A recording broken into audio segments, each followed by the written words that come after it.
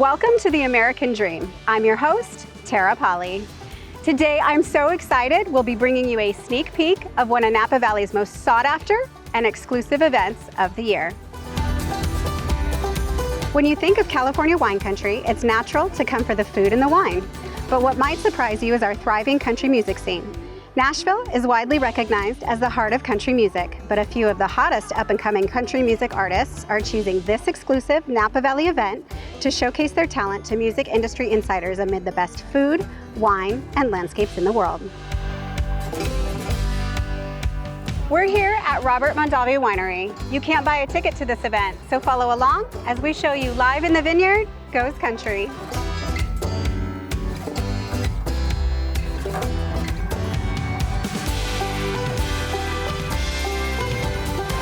We're here with the founder of Live in the Vineyard Goes Country, Bobbii Jacobs. Hey! Hi, hello. Thanks for joining us. Thank you so much for having me. Absolutely. So we want to know more about how this idea came to life. Yes. And what inspired you to create the event. Yes. Well, it is entering its 16th year, and it started off as a pop event of pop music. Basically, it evolved into country because I love country music so much. Me too. What inspired me to do the event was I love wine and food. So I wanted to bring music to Napa Valley with just a beautiful backdrop. Mm-hmm. And because I work in the music industry, I wanted to basically have artists be able to perform their new music for the tastemakers in the music industry. So it started off as a backstage, kind of like industry-only event. And then over the last 15, 16 years, we've evolved into sponsors and partners and things like that. Thank you so much. We really appreciate you joining us here on the American Dream. Thank you so much. Thanks. Okay.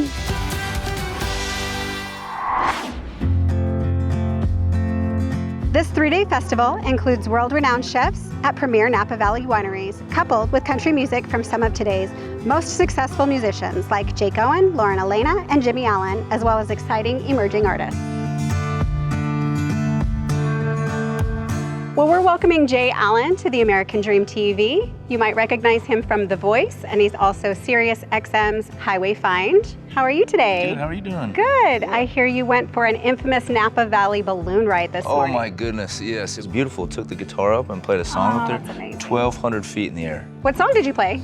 People know me for a song I wrote for my mom called Blank Stare. She passed away from Alzheimer's, and we raised a ton of money for that cause. So what do you see coming up in your future? What should we be looking out for? Yeah, so for me, I really honestly never really saw myself as an artist. I was more of a philanthropist. I went to war against Alzheimer's and kind of kept my head down and said yes to every opportunity to shine light on that disease. Even after my mother passed, I kept saying yes to every gala. I partnered with the National Alzheimer's Association.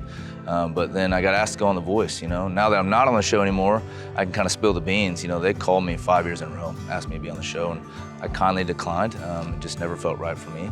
But when I finally said yes, I thought, what better way to put more eyes and ears on this cause than to go on The Voice? And so I pleaded with the producers, let me tell this story and let me sing the song I wrote for my mother. So I was the only artist last season that sang the original song. They told the story epically. It was so emotional to watch, better than I could have ever expressed it. That clock keeps ticking, it can stop on. I think it helped me and others to see me in a different light as an artist. It's gone goodbye, 'cause there's no time like the present. There's no present like the time. What did you take away from The Voice that's helped you with this next chapter of your career? Yeah, so people ask a lot about did you actually get to spend time with the coaches? So it was really cool to get to know people of that stature that have done music successfully for so long.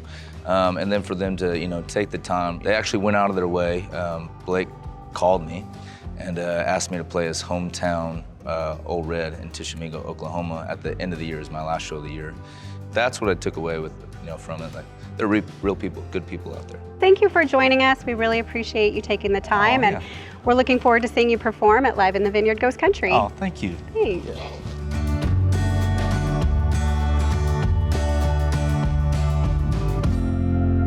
Thanks for joining us while we sip and sing through 3 days of wine, country music. Nashville, we're coming for you. I'm Tara Polley, and this is the American Dream.